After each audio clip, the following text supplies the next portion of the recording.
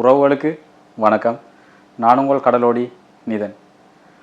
இன்றைக்கி நாங்கள் இந்த வீடியோவில் பார்க்க போகிற விஷயம் என்னென்னு சொன்னால், நாங்கள் ஒரு இடத்துக்கோ அல்லது ஒரு பொருளுக்கோ சாதாரணமாக நாங்கள் பயன்படுத்துகிற வார்த்தைகளும் அதே இது கப்பலில் நாங்கள் பயன்படுத்துகிற வார்த்தைகளும். ஸோ இது வந்து பார்ட் 1. கண்டினியூவாக பாருங்கள், இந்த வீடியோவை கண்டினியூ பண்ணுவோம்.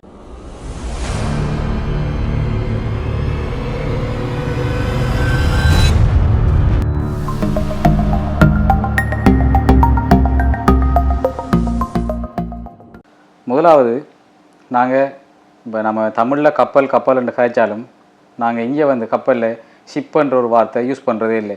அது சின்ன போட்டாக இருக்கட்டும், பெரிய கப்பலாக இருக்கட்டும், எதுவாக இருந்தாலும் நாங்கள் யூஸ் பண்ணுற ஒரு வார்த்தை வெசல்.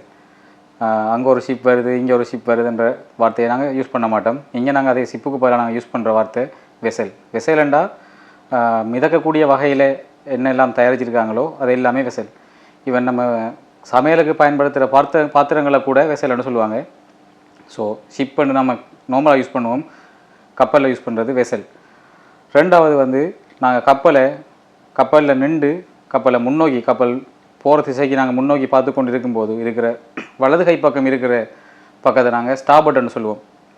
இடது கை பக்கம் இருக்கிற பகுதியை வந்து போட்டோன்னு சொல்லுவோம். இல்லாட்டி நாங்கள் நார்மலாக ரைட் சைடுன்னு சொல்ல வேண்டியது, ஆனால் இங்கே வந்து ஸ்டாபர்ட்னு சொல்லுவோம். இரவையில் ஸ்டாபர்ட் சைடு அடையாளப்படுத்துகிற விதமாக நாங்கள் க்ரீன் கலர் லைட்ஸ் போட்டு காட்டுவோம். அதுவே நம்ம லெஃப்ட் சைடுன்னு சொல்லக்கூடியதை நாங்கள் கப்பலில் வந்து போர்ட் சைடுன்னு சொல்லுவோம்.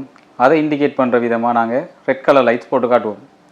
அதே மாதிரி கப்பல்ற முன்புறம், நம்ம ஒரு வாகனத்தில் நம்ம முன்புறம்னு சொல்லக்கூட நாங்கள் ஃப்ரண்ட்னு சொல்லுவோம். ஆனால் கப்பலில் நாங்கள் அதை ஃபோர்வர்டுன்னு சொல்லுவோம். அதே மாதிரி கப்பல்ற பின்புறத்தை வந்து ஆஃப்ட்னு சொல்லுவோம். பேக் சைடுன்னு சொல்ல மாட்டோம், ஆஃப்ட் இல்லாட்டி ஆஃப்டர் பார்ட்டுன்னு சொல்லுவோம். ஸோ இதே மாதிரி என்ன நிறைய தகவலெல்லாம் சொல்லித்தரேன். தொடர்ந்து முனைஞ்சிருங்க. பார்ட் 2ல் சந்திப்போம்.